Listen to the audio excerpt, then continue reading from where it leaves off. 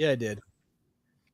DNA Strand crew to the newest episode of the Triple Threat podcast here on the Dynasty DNA Podcasting Network, going live once again for all you folks on Twitter and YouTube. You guys, if you're over there, definitely pop in and say hello. The chat will be up.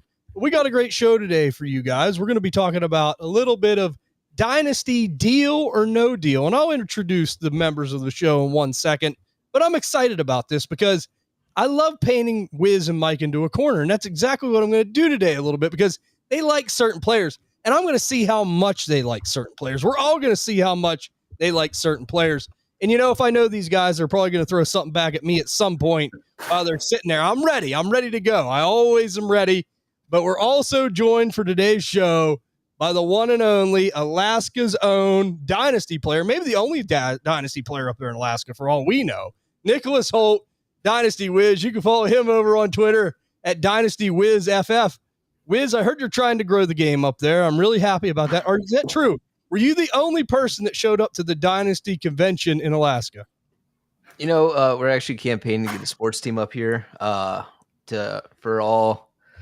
I think there's like 200,000 people that live in the state of Alaska, probably like 70,000 that lives in Anchorage. So we could almost have as much people in the stadium as like the Jaguars or the Browns, maybe on a good season. But no, Anchorage, Alaska in general has a lot of people in here that like a lot of different stuff. Hockey's a big one. Scott Gomez, Anchorage resident. So save a couple winners as well. Your fun NHL fact of the day. I appreciate that, Wiz. But we all know who would really show up. Grizzly Bears, Black Bears, people like that would come to the games. Not real. The Chicago Bears would need to change their name because I feel like the Alaska Bears would just be better than the Chicago Bears. Like Illinois doesn't even have Bears. I don't know where that name came from. You sure about that? Change the Cubs. They have Black Bears. I don't think so. I'm from Illinois. They do. I'm willing to put good money on that. Like I saw a report like a couple weeks ago that they found their first black bear in like Galena, which is like northern Illinois, right next to the Wisconsin border. Oh, so you're admitting it? You just submitted. But that was a week. That was like a week ago. They found their first ever black bear in their town. Okay, well, I'm glad you admitted it, Wiz. But we're also joined. I always call him the King of Philadelphia, and he is the king of the Dynasty Dogs podcast. Him and Rich equal rule. It's kind of like the Western and Eastern Roman Empire there. It's Michael Anthony. You can follow him over on Twitter at Dynasty Dog Mike. Mike, you ready to do some Dynasty deal or no deal today? And I think we're going to touch on a few training camp things as well. Yeah, absolutely. I looked at the list you sent me, so I already know where this is going. You're trying to bait me into this, but we'll see how it goes. And you always call me Darcidius, and I always have a plan. Yeah. I always sit there and think, okay, we've got a great show coming up with Mike and Wiz. What can I do to really mess with them today? What can I really do to test their loyalties a little bit? So it's going to be a great episode. But Wiz, we got to open up with some training camp talk. I know you're excited to talk about a few things that you saw. What's some of the highlight things that you've seen standing out so far for the first few days of training camp there? Yeah, so just first off, I know a lot of people are probably worried about their bad offensive line teams. Right now, it's no pads. It's real hard to block defensive linemen coming in, so that's a big thing. But we're going to be starting over there in New England. So something that is a little concerning for their offensive line, like I said, no pads, right? So you got to take it with a grain of salt, but they're not picking up free blitzers very well at all. So that's something that they should be able to do without pads on. But on the good side of the news, I guess, is Pop Douglas. We've heard this guy's name. He's always been kind of like I want to say dynasty darling, just more like everyone's dynasty dart throw of year in, year out, right? But he's had a really good camp. He's been getting a lot of praise. He caught a 50-yard bomb Saturday, I think, or maybe it was today. I don't know. It was yesterday, yeah. It was yesterday, yeah. So, but he's been jumping up in traffic, making really impressive catches for his height and stature. But that threw me off, TJ. And your camera's still. I think that made it worse. By the way, you look like you got a bunch of grease on there. You just ate a cheeseburger and rubbed your camera. He dropped some sheets all over himself, and he just wiped grease all across the camera. But no, he's been finding soft zones in there. So a lot of people are thinking that he could be Josh McDaniels' high volume guy. It's something that's been going around a little bit there. So you got to take everything with a grain of salt there. But yeah, a little interesting there. Come from New England. All right. So Pop Douglas, you couldn't wait to talk about him. And my damn camera, yes, it got blurry. And I tried to fix it, and Wiz I is thought I was drunk. I was like, what the hell? I was like, I He didn't has have a anything to drunk drink on today. Yeah. I blame Comcast Xfinity. They kicked me out of my studio. I can't even be in my studio right now. It's just terrible up there. I mean, we've got to get their act together a little bit. But you talk about Pop Douglas. Everyone's kind of looking like, let's be honest, I don't have a lot of faith in this New England receiving room. Me and Mike were low-key in on Javon Baker, Jalen Polk last year. We had a fun little bet. It was like the worst bet in the history of sports, it turned out to be. The first week I was really excited. Jalen Polk scored a touchdown, and then it all went downhill from there. But, I really don't trust any receiving assets in this New England room, and you'd be crazy to. But, look, if you can get one of these guys as a dart throw later in startups, maybe you get him as a throw-in in a trade, I don't mind that because, in the short term, they're going to hold some value. Someone's going to catch some footballs there outside of Hunter Henry. We know they got the pass-catching backs with Ramondre and Travion being way more prevalent in that area than Ramondre. But, there's going to have to be some receivers that step up. So if you can get your hands on them for a decent price, I don't mind that. Is there anything that stood out training camp wise for you, Mike? I know Wiz couldn't wait to talk about New England there a little bit, share some insights on a team that's trying to grow. Is there anything that's really caught your eye you want to talk about real quick? First off, shout out to Nino. I can see the comment on here. Mike is a GOAT.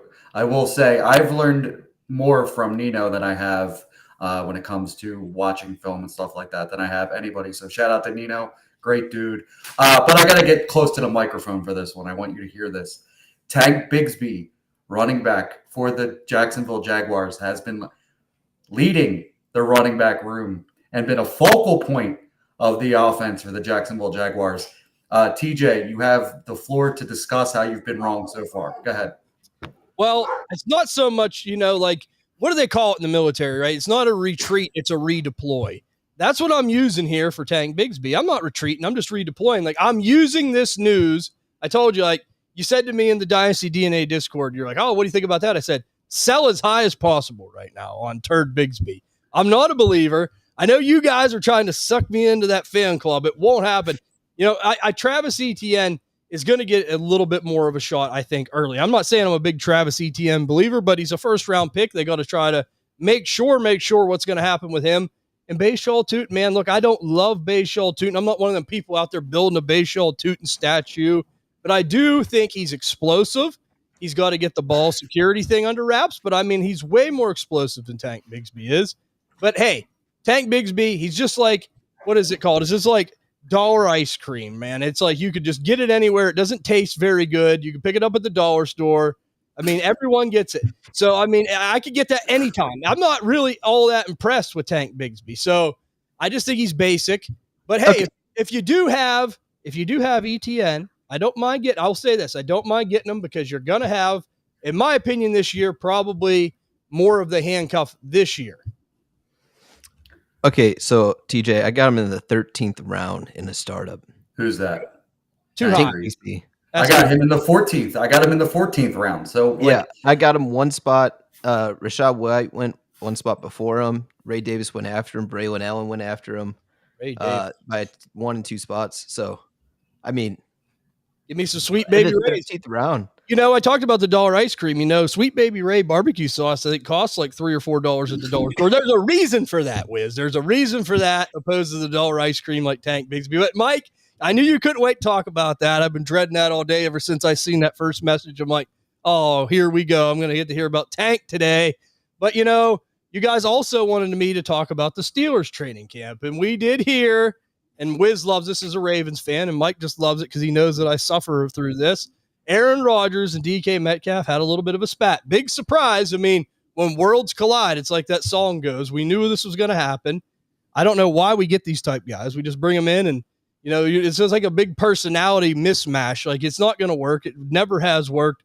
I think it could only get uglier. I'm a little bit worried, but hey, DK Metcalf, he just kind of marches to the beat of his own drum. So does Aaron Rodgers. But I will say, Mike, you got your 5 seconds there to talk about Tank Bigsby.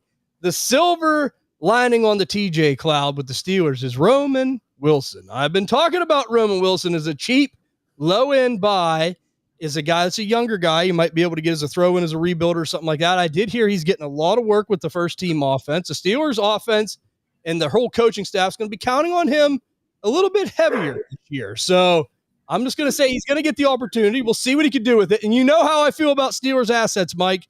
I don't trust them. I'm not going to be one of the people who are going to sit here and say, oh, I love my team. They're great. I just tell the truth. I don't trust Steeler assets, but I do feel a little bit better about people like Jonnu Smith and Roman Wilson with Aaron Rodgers than I do with Mason Rudolph. I will say that.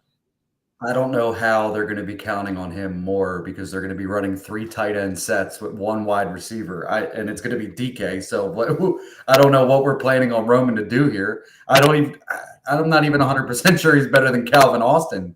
We just haven't even way better. Are you sure about that? Oh, he's way better. He's way better, Mike. I'm telling you. Trust me on this. I have my people. I'm hearing a lot of good things with Roman Wilson and Jonnu Smith. We know that, like he said, he ain't completely dead from a fantasy standpoint either. So that's good. At least Aaron Rodgers will be helping keeping them somewhat relative. But let's go ahead and go into our. Oh, you're gonna give me some time to glaze. You know, where's my glazing time? Well, you glaze the Bears a little bit about minicamp. You got to speak up, Wiz. You have the opportunity. Like, I'm getting ready to go into the next segment here. Well, I thought I was gonna get multiple times, but that's all right. But let's go on. He just doesn't want to get bullied about Roman Wilson. He just wants to get off this roll as quick as he can. I feel like it's worth mentioning about Caleb Williams, right? There's been a lot of news going online that he's struggled in the first couple of days of camp, right? This is to be expected. It's a brand new offense system that he's trying to learn, trying to incorporate, right? TJ, we were talking a little bit off air, right? You were saying Aaron Rodgers threw that pick to Patrick Queen, and he was telling reporters that it's practice. It's meant to see what works and what doesn't work, right? Can I fit a ball in this tight window with this player? Can I not? And that's kind of what practice is there for, right? You kind of want to play at a disadvantage in practice. That way games are, when it's game day, it's easier to play. That's about the best excuse I give Caleb Williams for those. But on some good news, I guess we could stick on the bad news for a little bit. Cole Kmet dropped a lot of passes. DeAndre Swift dropped a lot of passes, which kind of sucks. Luther Burden's been out with an undisclosed reason. Colston Loveland came back today, though, and he I guess was looking really good. Him and Caleb have that connection right away.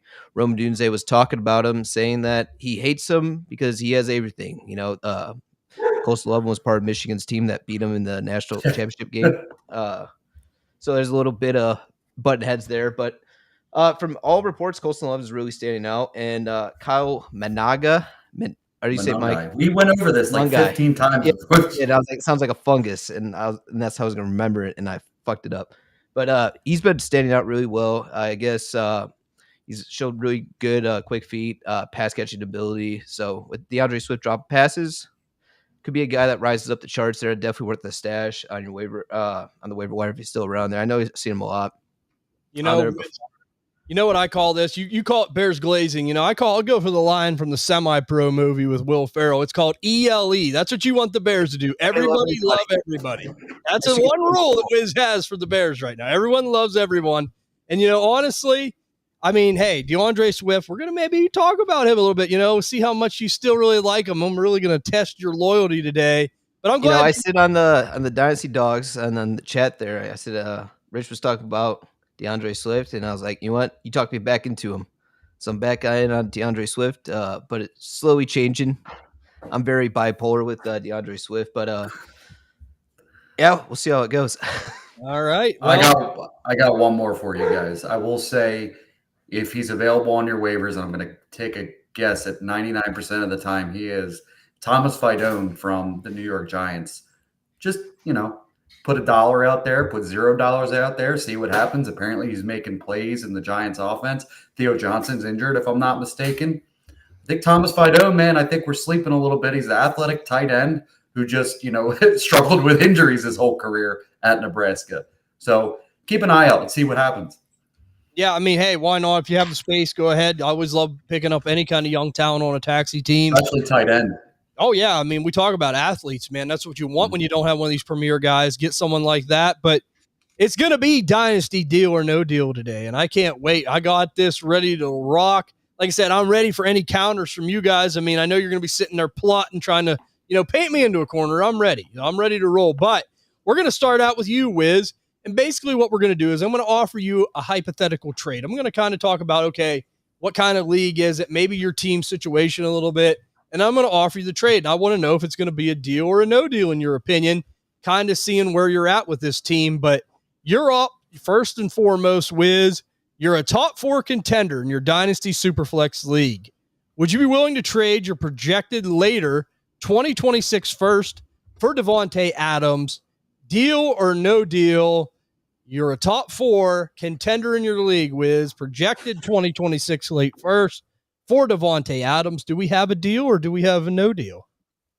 Yeah, this is probably going to be done later on in the towards the back end of the league, right, or the end of the season. And assuming that he's putting up good numbers by that time, and that's something that's going to push me over the hump, I'm 100% fine with that, right?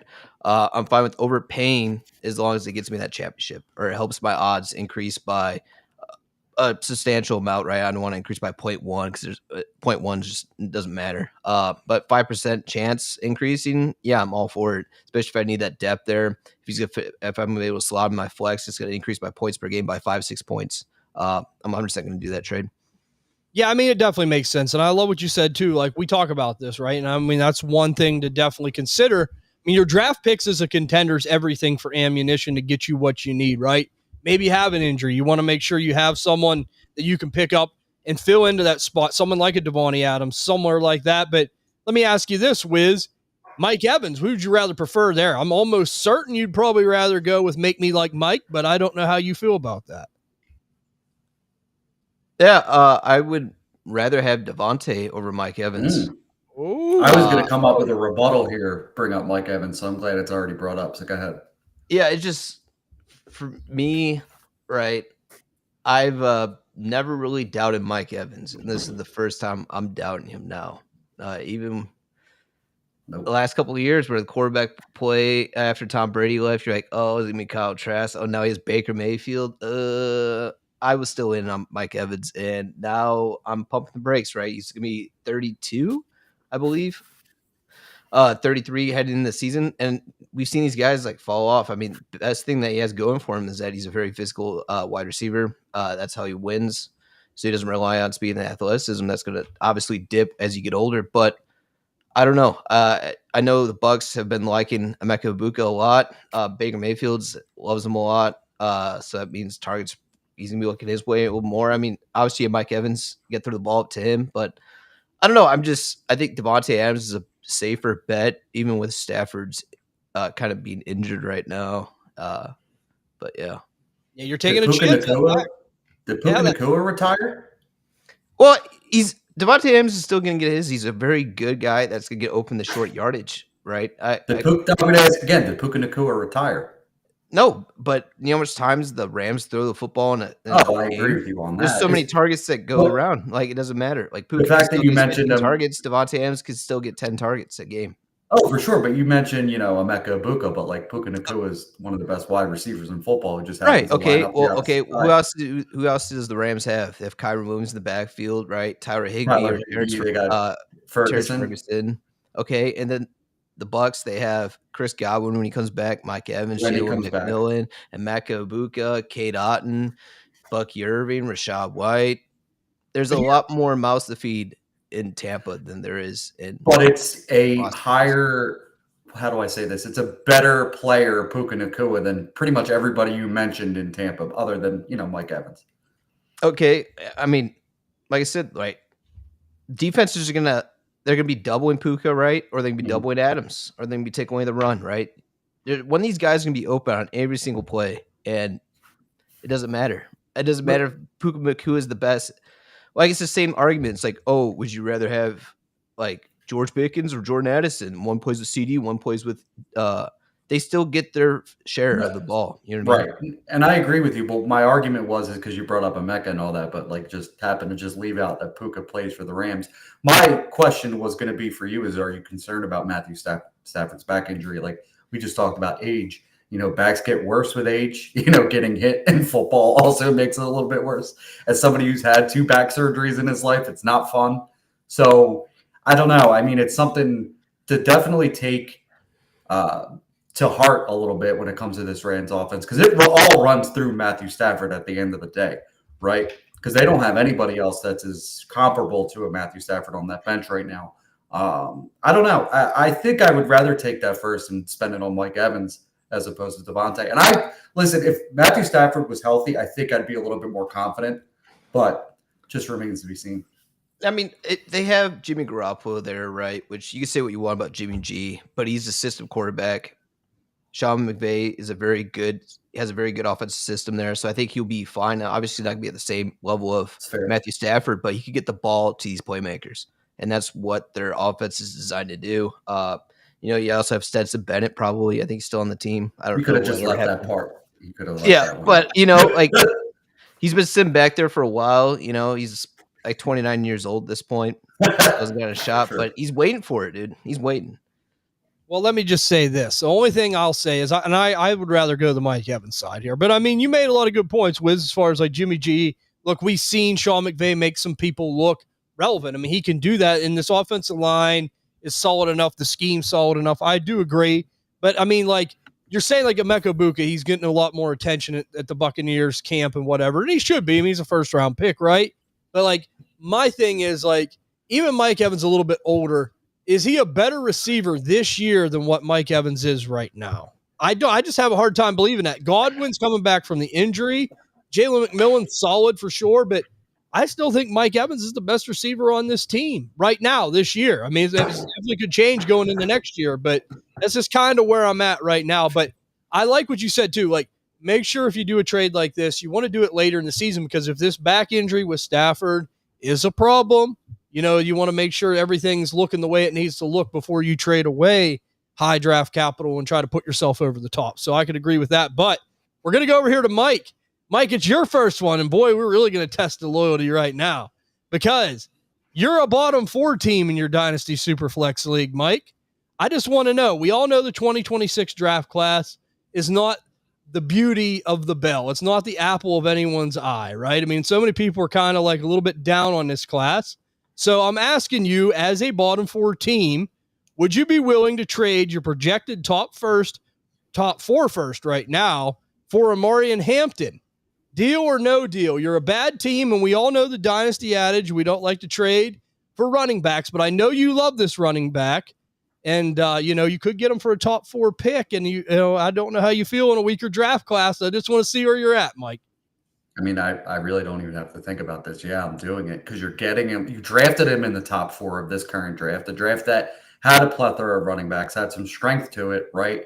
I don't project. I mean, this could always change at a flip of a hat, that there's a running back better in the 2026 class than Omari and Hampton, who's probably not going to go to a better situation than Amari and Hampton, because now we have Patches O'Houlihan in Najee Harris, as with an eye injury. So who knows what's happening with him. Amari and Hampton could take your bottom 4 team to a 7th team, just with the amount of carries he may end up seeing. And then it's just a building piece right there. So I'm all in on Amari and Hampton. Now, if you told me it's the for sure locked 101, I might be a little hesitant, because spending that capital on a quarterback or on a running back when you're probably leaps and bounds away still, I wouldn't recommend it. But if I feel like he can take me from 3 to 7 or 4 to 7, I'm definitely in on that. Okay, interesting. I was really excited to see where you would be at, because that is a big ask for a running back on a bad team. But, yeah, I mean, we're going to see with Amari and Hampton, because now he's thrust into the role. You mentioned it, Najee Harris with the firework eye injury. Man, there's going to be a lot riding on his shoulders early here with the Chargers. Wiz, how do you feel about this deal? I see you smiling up there. I think you're ready to comment on it. Mike's ready to rebuttal you. I know he is. So what do you have for us? No, it's funny that, you tried to trade me Najee Harris, and I didn't want that one-eye goober in a league. But I did, or TJ did? TJ did. He sent me a trade. It was like a random throw in, and I was like, ugh, gross. Give me immediately removed him, added Stephon Diggs. But for me, right, I think this makes sense, right? Especially if you believe in Hampton as Mike does, right? Right now on KTC's RB6 overall, and if he performs as a top 7 RB, right, which I think is Mike, do you think that's a very realistic possibility? Top 7? Yeah. Yeah. I do. If he finishes as a top 7, he's going to shoot to RB3 next year, which RB3 value or RB3 to 4, right? And that's he's going to increase his value by 25%. So you're going to be able to get way more for him than what you pay right now. And that's kind of goes for all these running backs, right? Travion Henderson. I mean, it's kind of scary to even think about buying Junkins right now. That was actually good. You said that we could ask TJ questions. I want to ask him that.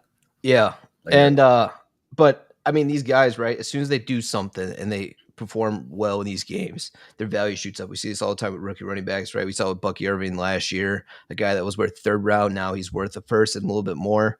So I mean, I'm okay with it if you believe in him. I just don't know, especially if my pick was 1 to 2. I probably would go the other way because the quarterbacks in the class, it's going to be quarterback centric, is kind of how it's projected right now. And if quarterbacks hit, their value shoots up way faster than running backs. But that's if they hit. So say, for instance, your quarterbacks are, going and you just had a bad year. You ended up with Cam Ward as your quarterback. You have maybe, you ended badly because he got hurt. Trevor Lawrence, Cam Ward and Trevor Lawrence as your 2 quarterbacks. Would you make that deal for Hampton, or are you holding out for another quarterback possibly? Oh, man. If you would say that it's like JJ McCarthy over Trevor Lawrence, I would do it. Because I'm kind of just out on Trevor Lawrence. Like, I just don't want anything to do with him. He's kind of gross. But yeah, I mean, in that circumstance, right, where my quarterback room's kind of solidified already, I would probably do it. I might ask for like a late second back or something in 26, which should be easily done because people throw them around like candy right now. Which, by the way, we should start talking. Is 26 class starting to become a buy with the kind of prices people are giving away for? But that's a discussion for another day. But yeah, if I get like a little kickback on the side for get up my early first, I would do it, Mike.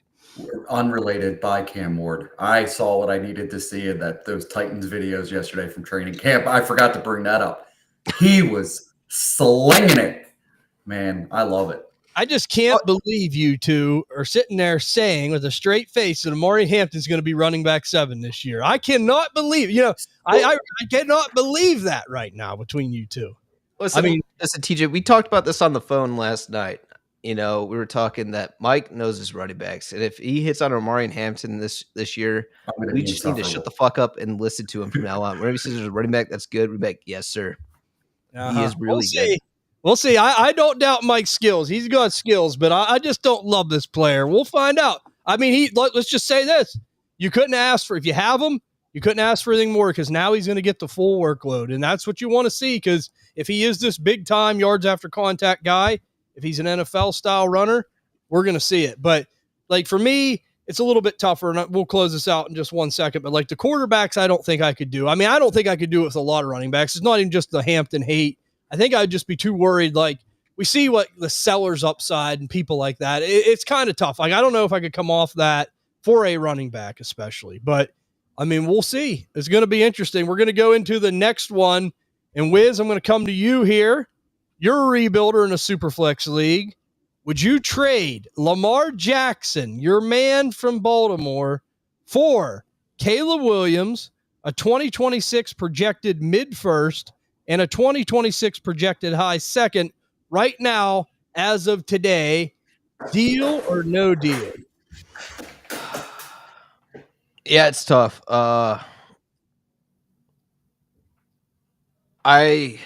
In a rebuild situation, I have a lot of faith in Caleb Williams. So I would do this, but I feel like you could get more, especially with all the kind of camp news coming out that he's been looking really horrible. Today was his best performance in camp by far, is what everyone was saying, or Saturday, I think it was, because I don't know, they had camp today and Sunday, but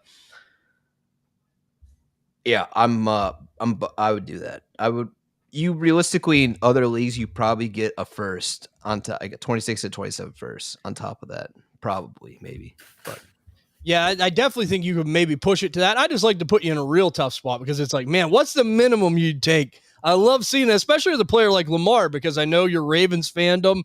But Mike, do you agree with Wiz? Like, let's say this is the best deal you could get as a rebuilder, and this is something that's on the table. Would you consider entertaining it too, like Wiz did?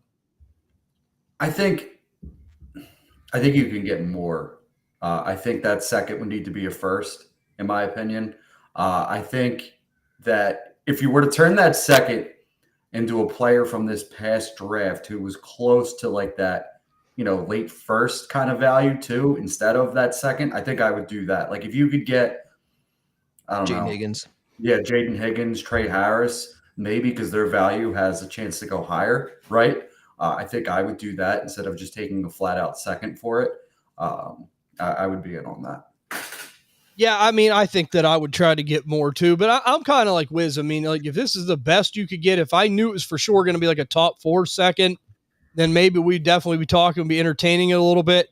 But hey, I would love to try to get them 27 picks. Like even if I could just go to somebody and say, look, give me the 27 picks instead of the 26 picks. Like I'll do it. I'll do it for a first and a second, but give me the 27 picks opposed to the 26. I think that would make me feel better about it, right? So if I could maybe do that as a swap, I would definitely consider that too. And I'm kind of like Wiz. It's like you got to put your faith in Caleb a little bit here. I mean, in a rebuild situation, he was the 101 over players what we seen last year. I mean, hard to believe are like people like Malik Neighbors, and we see the positional advantage with Brock Bowers and Marvin Harrison. I mean, the upside he had, like he was the first player off the board. So, I mean, you almost got to try to ride that upside. I tend to agree with you there, Wiz, but that is very tight. And And then also to add a little bit more in there, TJ, like we saw Trevor Lawrence, right? Where he had a really bad rookie year. He had a good sophomore year, and then he's kind of just never blossomed into what we wanted out of him. But he held his value. Yeah. And his value even shot up once he got that big contract done with Jacksonville. So even with all the stuff with Trevor Lawrence, he had value that you could sell him and basically kind of get close to recovering for what you paid for initially through 3-4 years. So with that all in mind, I mean, Caleb could have the same trajectory. I think people are going to start learning. They're like, oh, I'm not going to fall in the Trevor Lawrence trap. So it might be a year less or half a year less long value if he has the same career arc as Trevor Lawrence does. But yeah, and I'm glad you brought that up because Ty talks about that a lot too. I mean, some of these players with the name value, it does hold name value. So glad that you brought that up as well. But Mike, we're going to hop back over here to you. Now, this one's going to be interesting to see where you're at. You're a contender in a Superflex tight end premium league, half point, Mike. Tight end premium. Would you trade a 2027 projected mid-second for Travis Kelce? Deal or no deal? How do you feel about that trade? Where would you be at half point? Tight end premium as a contender. Yeah, I think I'm doing it, right? I'm pretty confident that Travis Kelce at worst is going to be a top 10 fantasy finisher for tight end, especially in half point premium. And that's going to help me put me over the edge and trying to win right now. You said 27, right? Yeah, 27, right? Yep. So I got time to recoup that. It's not a first round pick, obviously, right? If things don't go well, I think you could still probably get something like that back at any point. So I'm a firm believer that Travis Kelce is going to be all right this year, especially with the explosive weapons that they've kind of added to this offense could open things up a little bit more for him. The offense that they haven't really been explosive for the past couple of years has been Travis Kelce or bust, really. So I do think he's in line for another really solid season, and you're trying to win now, and that's the only thing that matters. Okay, glad that we got to bring this one up because, I mean, I think this one, this one's like how many teams are trying to unload Kelce right now? Like selling teams, right? Like bottom bin basement teams. Maybe they cut their run come to an end. They had some old players like this. And, I mean, there's opportunities for contenders like maybe to buy him for at least what we call reasonable price. Wiz, do you agree with Mike? Half point, tight end premium as a contender. Would you go in on Travis Kelce for a mid-2027 second? Yeah, I mean, I wouldn't necessarily feel great. I think I might knock on the door for the Andrews owner because I know a lot of people are down on Mark Andrews, and I feel like you might be able to get him for that. Depends on how worried the owner is about Mark Andrews. But Travis Kelce looked really good in Happy Gilmore too. I don't know if you guys have seen that yet. I have not yet. You have not? All right. Well, he looked really good in there, so it kind of restows a little bit of confidence in there. And if it doesn't work out this season for Travis Kelce or the Chiefs, he has an acting career to fall on. So, And Wiz, I just love the fact that you're trying to reinvigorate Travis Kelce's value by mentioning his acting skills and Happy Gilmore too. No, you got to watch it. He got eaten by a bear. Yeah, I'm dream. sure he's probably Why are you giving the movie away? It's been out for 5 minutes. It's been out for like a couple days now. No, it's been a day, Wiz. giving away the movie. Big surprise, Wiz. You foil Came out yesterday was like, here's the whole synopsis of the fucking movie. Like, I even tell you about it. I mean, Happy, he's a golfer. shut up. Oh, cool. Okay, Wiz, you better be careful. We have the mute button here, but let me just say this. Travis Kelce, I think it makes sense. Look, if this is the best you can get as a contender, I don't hate it for the same reasons Mike mentioned, right? You can get this pick back later. This is half-point tight end premium. And, I would feel silly, if Travis Kelce come out and did that top 7 Travis Kelce-esque season this year, and I could have had him for that price, and it could have really pushed me over the top. But I will say, another tight end that got extended, Jake Ferguson with the Dallas Cowboys. I mean, you could probably pick him up even cheaper, maybe, especially right now. If he has one of them big years, like he's the ultimate roller coaster player for me, especially in tight end premium. Like I could see him finishing as like tight end 8 again this year and his value going back up into the high to mid second. And then next year it could fall off again and go down to the lower end of the second round. Like right now we're at the lower end of the second round. He's in a scheme that utilizes a tight end. I think that's a good pickup for a contender too. Like I don't mind that either, but if the best I could get was Travis Kelce for that pick in half-point tight end premium, we know what Travis Kelce has been in his NFL career. If I miss on that and if I'm a year late, joke's on me, whatever, right? I mean, that sucks, but we all know draft picks are just dart throws anyway. I mean, yeah, we don't want to waste draft capital. We don't want to get ignorant with it, but at the same token, if I can have a guy that I know can maybe be what he's been in the past and it can push me over as a contender, I don't mind that. So, Mike, I'm with you on that. And, Wiz, I do agree with the Mark Andrews call out. And I appreciate you saying that because I know you were on the edge with the whole drop ball situation last year. And I'm glad to see that you're showing him a little bit more respect. That makes me feel better because he is a good player and you just knock him too much. Well, time heals everything. So, yeah, that's right. That's right. I talked you back into the Mark Andrews fan club. I know. It's just like I'm trying to get you to fire John Harbaugh. If you just listen to what I'm telling you, guys would probably win the Super Bowl. Man, you just want to hire him, dude. Listen, this is all the Steelers have done for the last couple of years now, right? You guys just poached players from us. You guys got Chuck Clark. You guys bringing in Marcus Williams now. Patrick Queen. Patrick Queen. I feel like there's a couple more. I just can't think off the top of my head right now. But you guys been just stealing players. Now you want John Harbaugh. I see what's going on here. Oh, you caught me, Wiz. You're on it, private eye, as always. But we're going to come back over here to you on this one, Wiz, because we're going into a middle-of-the-road team. You're a middle-of-the-road team, Wiz, Dynasty Superflex, that really needs help at quarterback. The rest of your roster looks like it could have a chance to be a true contender, but you don't have a ton of draft capital to work with. Would you be willing to, as a middle-of-the-road team, trade a mid to potential later 2026 first right now for any of Tua, Bryce Young, Geno Smith? Would you trade a projected to mid first for any of those guys needing quarterback help in a Superflex league if you had a sexy roster and you felt like you could win it? Say you have like a Justin Jefferson, maybe you have a Jameer Gibbs, but you're like, man, I just don't have that second quarterback I can rely on, right? Maybe you had Derek Carr and it's like, ooh, that was gross, and he's gone. Maybe you had Kirk Cousins and it was like, man, that's terrible. He's old. Now you got to get somebody. So what would you do, Wiz? What would you do in that scenario? Let's hear it. Okay, well, first off, I'm crossing Tua off that list. I want nothing to do with Tua at all. I wish you would have had. I feel like you took the easy ones out of there, right? With not including Dak on this list because I feel like he's in that tier. Well, yeah, I'm not going to give you a layup. I'm not going to give you a layup. Dak's a layup. Jared Goff I feel like, is in that tier. Justin Fields is in that tier. Justin Fields. That's a legit. Yeah, okay. Go ahead, Wiz. All right. Michael Penix might be in that tier. Like, you just like, you're like, oh, down below. At least he didn't give me Sam Darnold, so I appreciate you for that one. Honestly, it feels a little disgusting to say coming out of my mouth, but I'm going to go with Geno Smith. Yeah. And I don't feel great paying a first for him. I do not. And I feel like you should and 100% can get him way cheaper than paying a first. However, we've seen Geno Smith produce year in, year out. since he's come back in the league and since he's had his resurgence. He's reunited with Pete Carroll, which that was his best season ever, was with Pete Carroll. And he's with a Raiders offense that's looking like it's an actual offensive football team that can compete in that division a little bit there.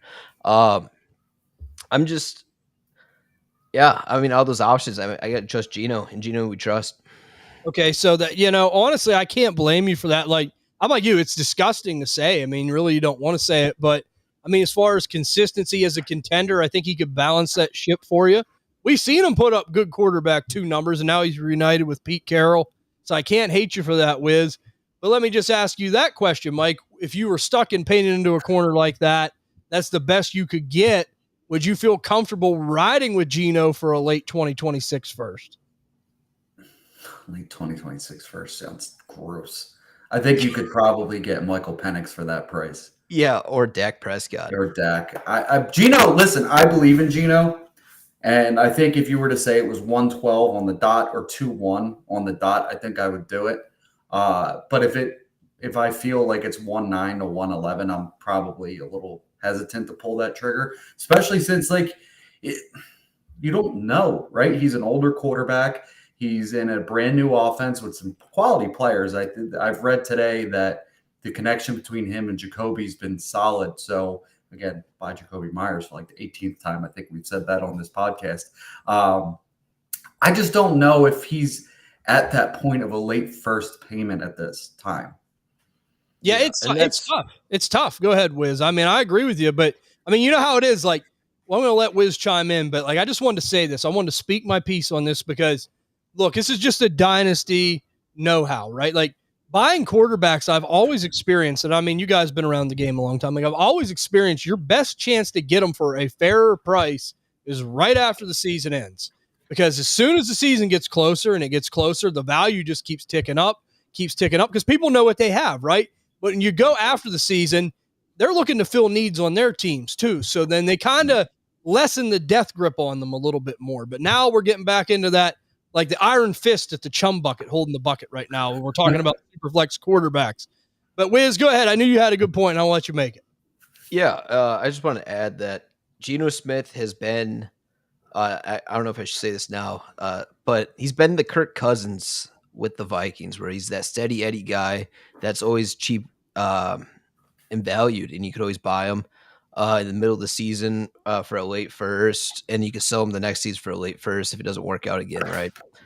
He's kind of been, I don't know, to me, like that's good, but now he switched up teams, so now he could be Kirk Cousins, and then whoever's their backup could just replace him. So I was like, maybe I should not say that, but honestly though, like you're stuck in the trap of like, okay, do you want to just pony up, give the late 2026 for Geno needing a quarterback, or do you really want to maybe trade a second for like Stafford or somebody like that? Like you don't want to do that, but like that's kind of where you're going to go next. So like it's almost like just let me take my medicine. I'll take Geno. Like I'm like you guys, I would try anything. Pay a third for Rodgers.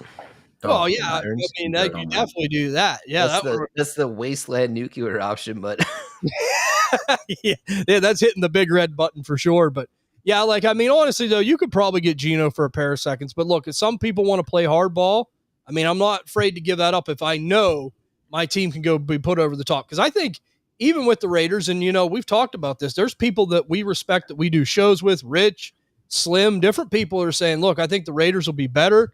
We've even said, look, I think they're going to be more 500. I mean, we just kind of know what they're doing. They're doing the Seattle 2.0, the Steelers 2.0. Let's win 8 or 9 games. Let's see if we can get in the playoffs, and we'll be happy with that. That's kind of where we're at. So that's the perfect QB2 option for fantasy as well, because we're not going to turn the ball over and we're not going to do all this crazy stuff. So I don't hate it, but I do think you can maybe find some better options out there. I just like to ask those difficult questions because you guys know how it is right now, man. Especially with quarterbacks, trading's getting a little bit tougher. So it's good to ask these difficult questions just to see where you guys will max out in value. And I appreciate you going through it because, you know, I'm going to put you through the ringer on this one. But we're going to go over here now. Hold on, TJ. I got one for you now. We're going to take the gloves off here real quick.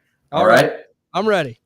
You just drafted Quinshon Judkins in your previous rookie draft, and you were depending on him to be a focal point of your running back rotation this year. Here's your three options. This person's offering them to you. Caleb Johnson straight up, RJ Harvey straight up, or Dylan Sampson in a second. Give me Q. For Quinshon Judkins. Give me Q over all of them. I'm taking Q over all of them. Look, RJ Harvey is a little bit intriguing. Like, if you could make the case, if I was a contender, maybe I would entertain that because he is going to get some work. I just don't know as far as like what kind of snap share. Like, if I knew he was a little bit bigger and he could handle the workload of the NFL, I would have no problem with that, especially given the landing spot. But I just don't know, man. Like, I just see Quinshon as a 3-down running back. He's an idiot. He did dumb crap. I mean, it seems like with Cleveland, it's cursed. I'm not surprised, but I will just say I just trust the 3-down ability of Quinshon more than them guys. Like Caleb Johnson. Look, like here's my thing with Caleb Johnson. If I lose out on Caleb Johnson, I'm not going to be really discouraged because I just see him being Najee Harris 2.0. I think that's exactly what he's going to be for us. Running back 2 at best. Like, you can find them guys anywhere. They're like pairs of socks that are just floating all around your house. You can get them anywhere. Dylan Sampson, like, I think there's some upside there, no doubt. But, like, I just would rather – I think Jerome Ford's going to be eaten into that too. I mean, the pick's a little bit enticing, but I just drafted him with a first. It just comes down to RJ Harvey, and I think I'll just wait on Q. But, Mike, that was a good one. I really appreciate you, throwing me to the fire a little bit there because I can handle it. I always operate best under pressure. I always do. Well, they say pressure makes diamonds, and not in this case, because I would absolutely take RJ Harvey over Quinshon Judkins at this point. Oh, I know you would because you're higher on RJ Harvey than I am. But, like I said, but you heard me. If I was a contender, it would cross my mind a little bit because I do think there's going to be some opportunity there. We'll see. He has a home run hitting ability, too. I mean, there's no doubt about that. But let's go into the next one, Mike. I'm coming back to you on this one, my friend. And this one's going to hit close to home. You're a rebuilder looking to trade A.J. Brown. Would you be willing to accept any of these trades as we sit here today? A.J. Brown for a random 2027 first and a random 2026 third. A.J. Brown for a random 2027 second and Jordan Addison. A.J. Brown for a random 2027 second and Xavier Worthy. Deal or no deal on any of those, Mike? Because, look, I know you know this Philly team better than anybody. A.J. Brown's down a little bit right now. If you were looking to sell, is that enough to move him in your eyes, any of those trades? First off, I want to say that we shouldn't be down on A.J. Brown. We're talking about a guy who still finished towards the top in points per game and missed 2 or 3 games last year. I want to say it was 3, if I'm not mistaken. I think it was 6 between him and Devontae. So anyway, the 2027 first and a third gives, I think I would take that out of the 3. Of course, we want all chances to get a guy like Jeremiah Smith, right? And getting A.J. Brown off of my roster to get that 2027 first is going to help me do that, especially with my own first. And that also gives me the opportunity at guys I just watched recently. I started digging into a couple of the wide receivers and Cam Coleman, who, man, he's pretty damn impressive. And then we got TJ Moore from Clemson, who is also pretty damn impressive. So it gives me an opportunity to double up on 2 guys that I really like. And then the 3rd round pick, you never know. You could turn that into something else or draft it. Who knows? But again, I think I would take that pick to get all opportunity to get Jeremiah Smith later on. I like it, Mike. And, I can give you credit because I think out of them deals, I'd like the draft picks as well. And I see, like, the way you explained it, like, let me have a shot at those players, right? And the only thing you mentioned, when you said TJ, I thought, give me a shot at TJ at Dynasty DNA. I thought that was going to say for a minute. I was getting really excited there. But, no, you're right. I think if I'm going to move a player like him, like, look, I mean, when you're moving a guy like that, and I agree with you, I think he's going to bounce back a little bit. I don't think we're going to see what we seen last year, but I mean, when you're moving a player like that, I want to get the draft capital. Like, we kind of know what Jordan Addison is. We kind of know what Xavier Worthy is. Like, they're not going to be, you're going to basically say, you have 2 lottery tickets here. You're poor. Would you like to play the one and win $5, or you like to play the one and maybe see what happens, right? I just got to play the one and see what happens. That's where I'm at on that. So, like, if I'm trading a guy like A.J. Brown, I want to pick my own players. I definitely agree with you on that. Wiz, are you on the bar there with me and Mike as far as saying like, we're going to trade AJ Brown, we'd rather have them draft picks. I mean, would you take another trade there? What's your thoughts? Yeah, I mean, if I feel like it's kind of disrespectful that it's just a first round pick for AJ Brown is my biggest thing. I would rather have that to a 26 second and then just take out the third. I don't know. It just makes me feel a bit better and stomachable to trade AJ Brown for that little. Because I remember like AJ Brown's done so much for me throughout my fantasy leagues in the last couple of years. Like my shares, I had him. They're all competing teams, and I mean, my most expensive league, he's not got me over the hump. I finished second 3 times in a row now. So, but the fourth time's the charm. So. Shout out to AJ Brown. He's done so much for Wiz in his life. But okay, so you're saying that you're even a little bit disrespect. I'm surprised by this because Mike was like, okay, like I think that's okay with me. And I felt that way too. Like, I don't know, Wiz. I just think that 27 ain't on your mind, kind of like how it is with me and Mike. Like we see these players. Because I also just watched two wide receivers from that class. So I might be a little juiced up on that. Well, yeah, I mean, you have guys like Zachariah Branch as well, which is a name you did not mention that he should be declaring probably in 27. Maybe he'll be in 26. I think he is in that class, yeah. Yeah. So, I mean, there's a lot of great talent in 27, right? So don't get me wrong, right? But I like to contend. I like to compete for titles. I mean, I have a lot of my rebuilds like kind of pacing out for the 27 years, give me the start of them. That's kind of the way I have a lot of my teams. So I'm going to lose a lot of money in fantasy for like 2 years starting 27.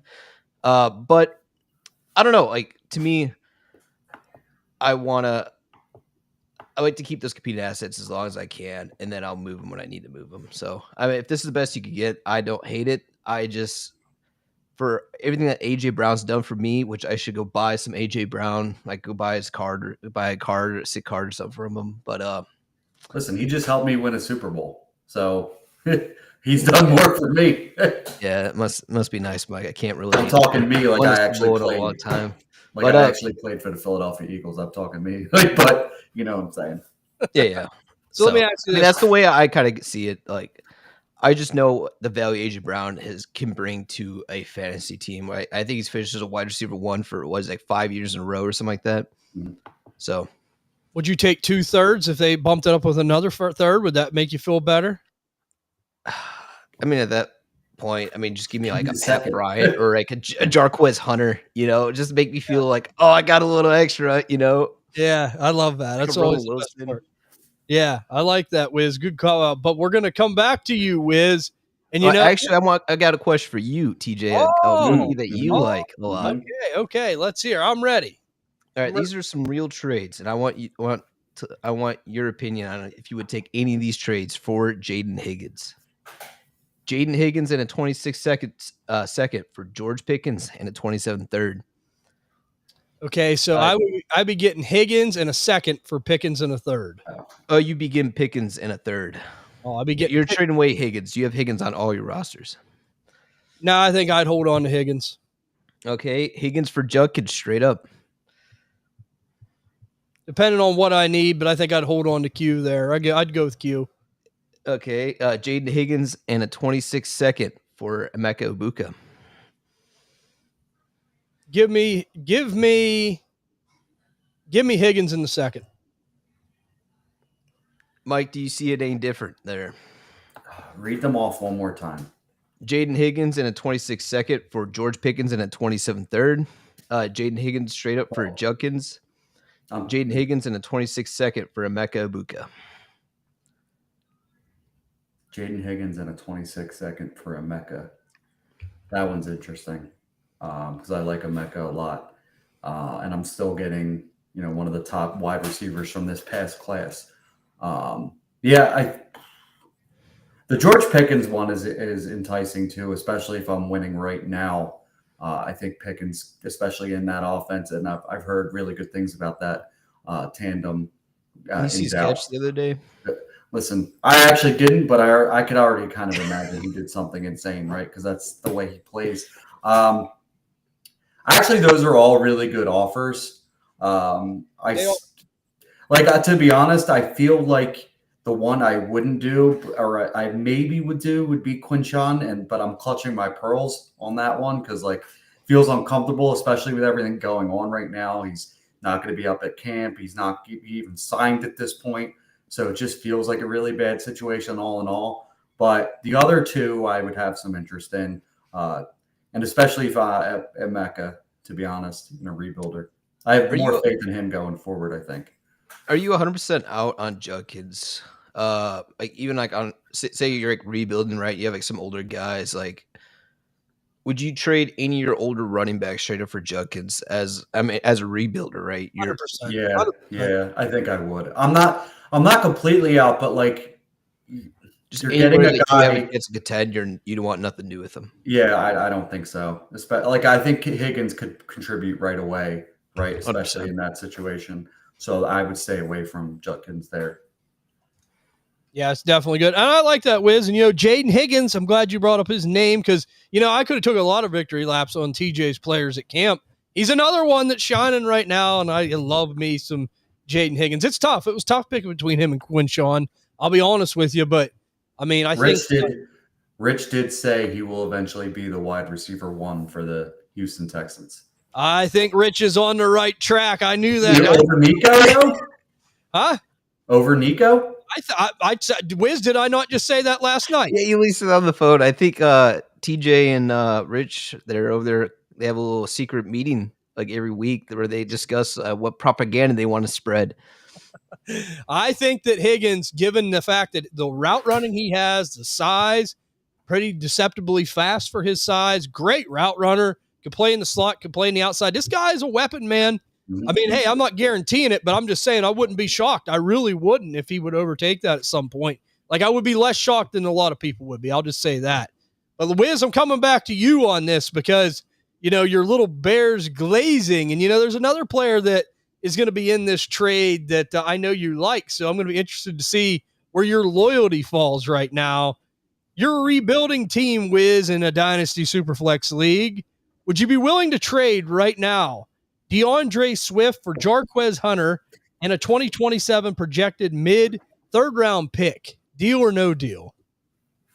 That's a deal. I would do that, especially on a rebuilding team. And I was thinking about this last night, right?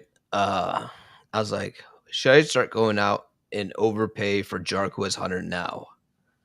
Like, would I pay a 26-second for him? Is that getting a little crazy? Could I get him for 2/3?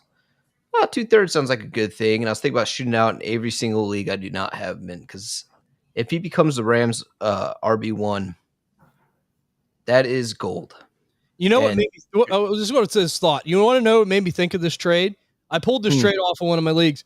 I'm a rebuilder, right? I traded Jerome Ford in a 4th and got Jarquez Hunter. So I feel great about that. So, like, I'm just saying, like, there's people out there that obviously know about Jarquez Hunter. I mean, they listen to shows. Like, we talk about him all the time, and there's no guarantees, right? But I'm like you in this Rams backfield, Wiz. Like, you got to get creative like that. And I'm sure, like, Mike and Wiz, like, you talked about trading veterans and rebuilding situations. Like, there's guys you can move that ain't that spectacular but have value this year, and you can get a guy like this, and it could really, really pay off. Yeah, I would say I picked him up at 14.9 in a startup that we're in. So I took him recently too. Let me see what that was at. Of course you did, because I was going to pick him and I was going to wait, and of course you jumped on him. I mean, I'm not surprised. That's why there's a bunch of people that were saying that too. Do you see that? They're like, "Oh, I was going to take him when he came back around," and they're like, "I just feel like it was a tad early," and I was like, "I don't know if he'll make it back to me if I don't take him here, so I'm going to take him now." I took him at 15. I took him at 15.8. Okay, that's great. But that's what Wiz was smart, because a lot of them people in that league listened to the show. They were going to pounce on him, including me, and Wiz got him. So, but Mike, that's great value getting him in the 15th round. But Mike, I think you could tend to agree, like a DeAndre Swift, a Jerome Ford, if you're a rebuilder, you have some of these guys, Tony Pollard. I mean, Tajay Spears even. I mean, he's a guy that I know that you kind of like, but the injuries, the Tennessee situation, he's got competition there. You could get Jarquez Hunter in some certain instances. I like moves like this. I mean, how do you feel about it? Yeah, if you can get a plus on top of Jarquez for any of those guys, I'd be pretty much interested in all of that. Tajay Spears, you're going to have to come with a crowbar to get him off my roster, just because, like, I think the dude can play. It's just these damn injuries, man. I think Yeah, and his I knees do. are Todd Gurley's. Yeah, who cares? I think the Tennessee Titans have a plan for him this year. At least I hope.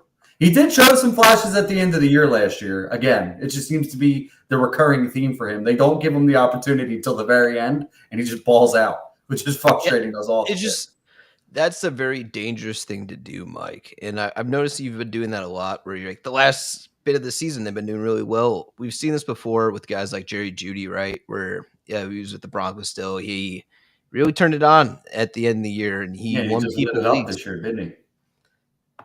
Okay, what 3 years after the fact, after he did that, and then he looked like a pumpkin for Denver. They traded him to the Browns, and then he looked like a pumpkin, and then he played well this year. You know what I mean? So it's like I don't know. It's a dangerous thing to have that false hope.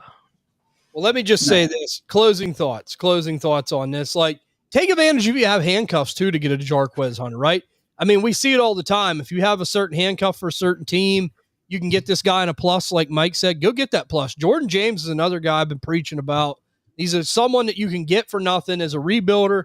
Why not roll the dice and see what happens? Get some of them guys for them guys that are just nothing, running back 2, running back 3 veterans, and you might hit the jackpot. So why not try it? But Mike, I'm going to hop back over here to you on this one, and it's going to be you are a top 3 team in your league, but you need one more good quality piece at running back to put you over the top. Would you be willing to trade a late 2026 first for any of these running backs right now? Alvin Kamara, Chuba Hubbard, or Kenneth Walker?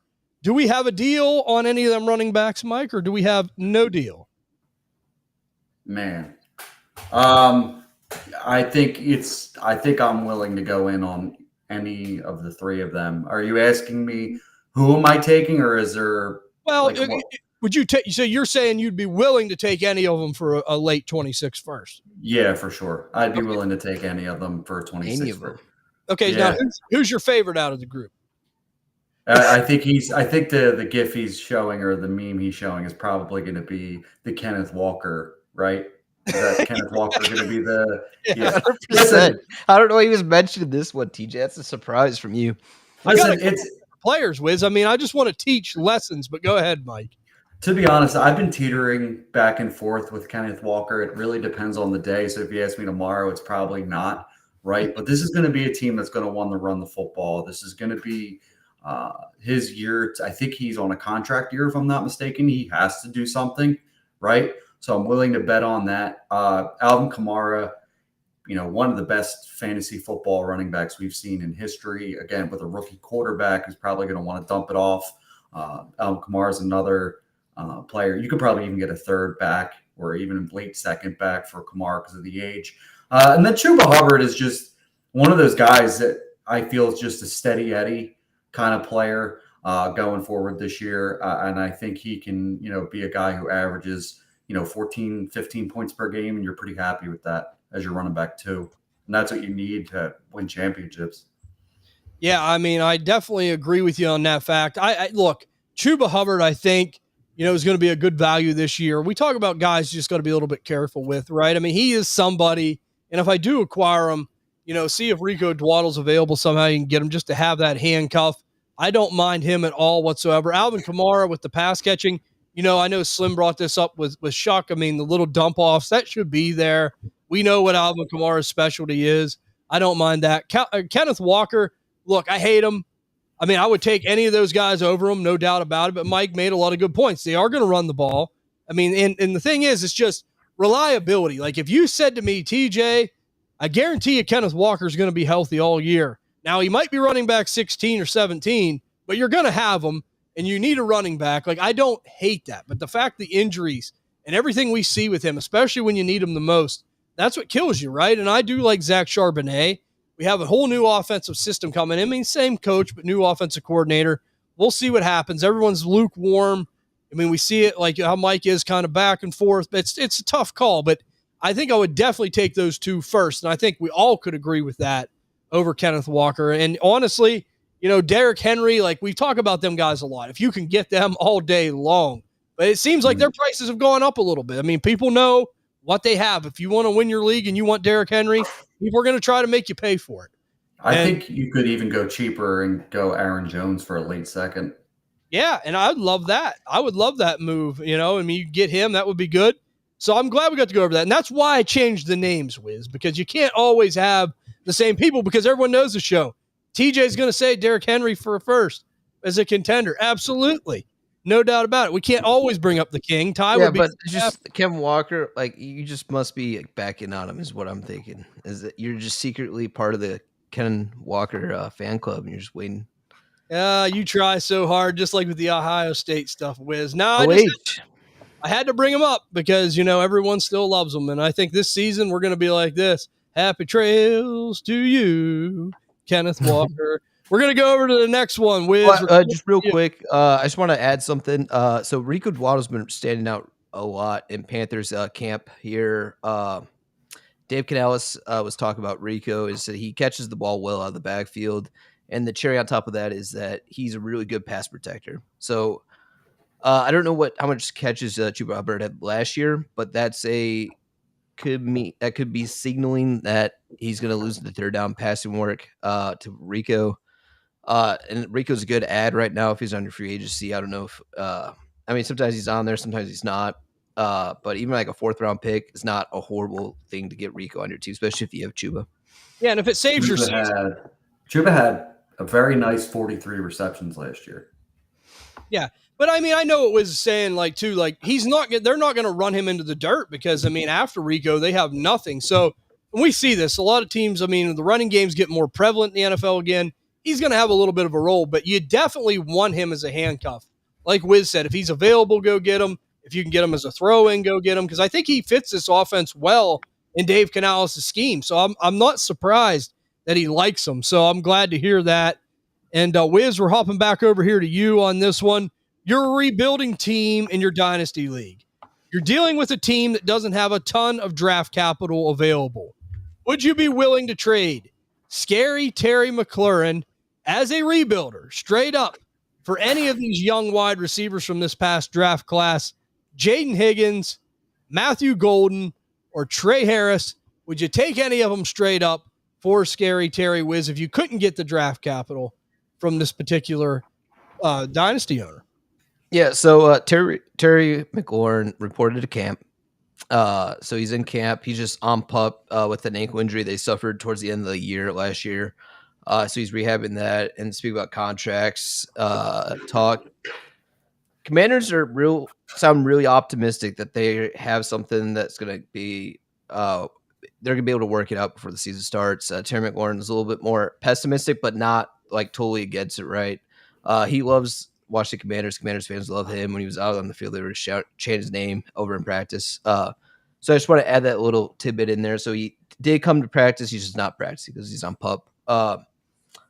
But for me, I would 100% do this for Jaden Higgins, a guy that I really, really, really believe in. I have not really seen much out of Matthew Golden. I haven't heard anything about Matthew Golden in training camp. Maybe there's been something. But that one's a little bit closer to me because I feel like you get something better for Terry McLaurin than Matthew Golden. And Trey Harris. I haven't seen anything on Chargers report camps yet. I'm trying to make my ways around, listen to different locked in podcasts or different videos. I just don't have that much time in the day because they're 30, 40 minutes long, so it takes a while to get through all of them. But no, I just I think Jaden Higgins for sure is the easiest yes on this list for me personally. 100%, Wiz. Let me just do this for you real quick. Because, yes, Jaden Higgins is the obvious choice out of this list. And, look, the other ones you can maybe make a case for. You're just taking more of a gamble, right? I like Matthew Golden, the player. I don't like the Green Bay situation, the way they deal with wide receivers. Trey Harris is a guy I really like. I think he's going to be a red zone menace. I think he's going to have his role with the Chargers. And I think he has a ceiling, too, there, right? But I just see Jaden Higgins being a player that could do a lot of damage in this league, man. We talked about it. He can play in the slot. He can play in the outside. He's big. He can run routes. He's fast. This Houston team, I think, is still going to be a little bit topsy-turvy this year because of the offensive line and the issues they have. But long-term, I would take the investment of Jaden Higgins to see what happens. You're getting him right around the top of the second round. So basically, you're basically getting a late first for Terry McLaurin at that position, right? I mean, I just believe in the player, and that's who I would take out of that group. The other two, I don't think I could quite gamble on. It is close, but I don't think I could quite gamble on that. Mike, how do you feel about this? Would you take any of those receivers for Scary Terry in a rebuild situation if you couldn't get the draft capital? The only thing I've been hearing about Matthew Golden, by the way, is that he is one of the 2 wide receivers used in 2 wide receiver sets. It's him and Romeo Dobbs, which is also continuously not good for Jaden Reed again. Yeah. He's the guy that is out on this for me. Trey Harris and Jaden Higgins are the 2 guys that I would have interest in. I am a little bit higher on Trey Harris than the both of you. I am a little bit higher on Trey than I am Higgins. I can't argue one way or the. I can't argue against you guys going Higgins over Trey. To be honest with you, I'm okay with it. But I've really liked Trey Harris's film from the past 2 years in college. I just believe that this is the kind of player the Chargers missed last year. Kind of this big play threat, a red zone threat, big play Trey for a reason. So I'm all in on Trey. And my hot take for this year was that he was the highest scoring wide receiver of this draft class. It's definitely a hot take. I mean, look, he's got ability. There's no doubt about it. We'll just see. I mean, there's a lot. We know that the Chargers, your team, Mike, you're a Marion Hampton team. They like to run the football. And so they just paid their left tackle. Yeah, left tackle. He's the highest paid tackle now. Yeah, they're doing it the right way, man. They're playing really smart football right now. They are. And I mean, we'll see. We know that Lab McConkey's there, the running game. That's the only thing that gives me pause, right? Like, and I'm not doubting the ability of Trey Harris. I just think he's more of that touchdown, throw it up to me type receiver. I like, the only reason I'd go with Higgins and I lean that way is he can just do a little bit more to me. That's the only reason I like him. But I still like Trey Harris. I'm not slandering him, and I do like the landing spot. But let's go over here now to the last question, and I'm going to call back over here to you on this one, Mike. You're going to be rounding it out here for us. You're a rebuilder holding on to a couple of running backs whose long-term value is getting critically low. Would you be willing to trade any of these guys for a projected later 2026 third-round pick? Javonte Williams, Ramondre Stevenson, or J.K. Dobbins? Would you take a third for any of them guys if you're a rebuilder, Mike? How do you feel about that? Probably. I would take a third, I think, for all of them. I have not heard a single peep out of Javonte Williams out of camp. I don't know if you guys have or not. I've seen some Jaden Blue stuff, but I've also seen a report that he was lazy or something like that. Was the one? Wait, Jaden Blue or Javonte? Blue was the only running back that I've seen like notes out of him. Javonte, I haven't heard a damn thing. I saw Miles Sanders. I saw some reports about him that he's looking really good, but yeah, that doesn't help Javonte either, right? So that's just a scary, messy situation. Ramondre is the one I might hold, right? He's still young. This is a running back room with a rookie running back who I think is going to be the RB1 of that team going forward. He's had injuries in the past as well, Travion Henderson. So I think Ramondre is a good handcuff to Travion. And J.K. Dobbins, again, I'm sorry, Wiz, I know you love the guy and all, but he has never played a full NFL season in his entire career. This year's different. It's different. Yeah, you say that every year. I'm moving off of him. Even if, I'm just. Oh, what if you have R.J. Harvey? Is that the cuff you want, or do you want like an Audric Esme, a Gio McLaughlin? No, I think. Whoa. Hold on. Whoa. Matthew Stafford's out for the season. Hold on. No way. Oh, there you go, Wiz. You talking about Devontae Adams to start the show. He said you got to be careful. Well, go pick up Jimmy G right now. Nah, I'm not seeing that anywhere. I'm not seeing it anywhere either. Billy, Mike, what are we doing here, buddy? Are we trolling? Mike, is this your burner? You're trolling us on your burner? Listen, no, it's not. I mean, I would be checking it. I would be checking this information if it was my burner account. That was a good one, Wiz. Because what's the chances there's an Eagle logo there? It's just Philly Mike. That is awesome. Dude. So I'm digging through Twitter right now to find this. I'm like, where the hell is this at?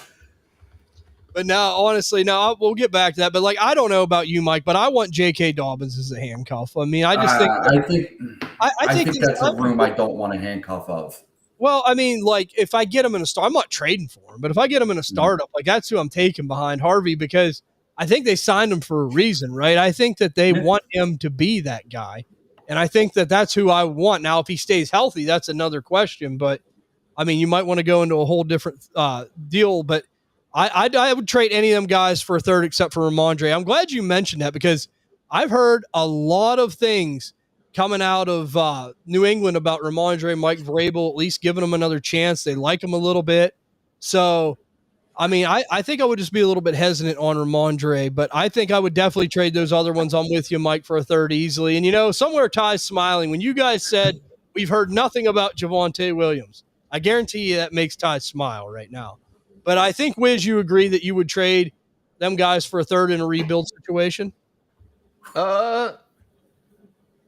Come on, Yeah, Wiz. but I'm Think with your gonna head. hold JK. I gotta hold JK. Let's say think with your head, not your heart, but you already No, I did. gotta hold JK. It just like we saw what he did with the Chargers, and he was not 100% healthy with the Chargers, and he still had a really, really good season. Right, this guy knows how to play football.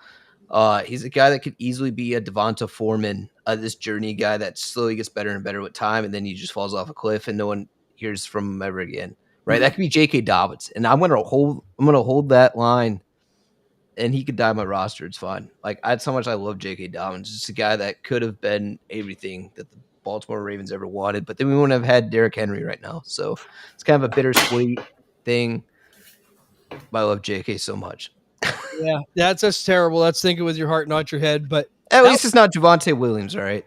yeah, that is true. But you know, we're going to finish up the show here. We got a couple things to mention. Wiz, I think you want to mention the Triple Threat Challenge, and I want to hear the question of the week because I think Jay all day had a good question about retooling and rebuilding, I believe. So I don't know which one we have, but I'm excited to dive into that. But go ahead and tell about the Triple Threat Challenge.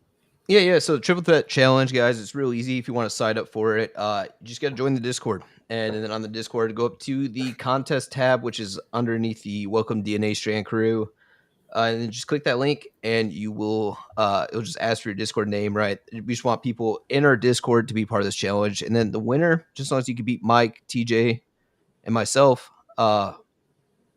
you'll get some sort of we haven't figured out what we're gonna do yet, either like memorabilia, maybe it's like a team that you like, we'll buy, we'll get you like a nice like signed helmet, signed jersey, or give you some cash prize, something really cool and unique. We'll put you guys see who's better. All right, I like it. I guess the pros in quotation, right? Or the Joes, but I like it. But we missed a lot. So I love playing with you guys and I love playing with the fans. And look, everyone, me and Mike said at the beginning, let's all band together and get Wiz last place. We can do it. If we all work hard, we can make sure he gets 12th. That would be wonderful. We'd all be happy about that. We got to give him a hard time. But Wiz, what do we have for the Triple Threat question of the week? Yeah, so Jay all day asked, what is the difference between retooling and rebuilding? What are characteristics and strategies for each?